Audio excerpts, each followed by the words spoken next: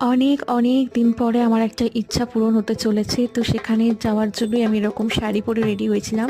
ভীষণই ইচ্ছে ছিল যে যে জায়গাটায় যাব শাড়ি পরে যাব, একটু সেজেগুজে যাব।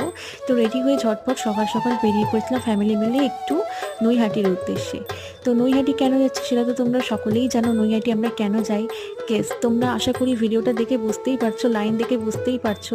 আমাদের সেই বিখ্যাত চর্চিত নৈহাটি বড় মা কালীর মন্দিরে। এই দেখো রোজ প্রত্যেক দিনই ভক্তদের এরকম ভিড় থাকে, আর আমরা যেহেতু শনিবার গেছিলাম তাই মারাত্মক ভিড় ছিল। যাই হোক, ভিড়ের মধ্যেও মায়ের মুখটা দেখে এতটা শান্তি পেয়েছিলাম তোমরা কল্পনা করতে পারবে না। ভীষণই ভালো একটা এক্সপিরিয়েন্স ছিল, অনেক বড় স্বপ্ন আমার পূরণ হয়েছে।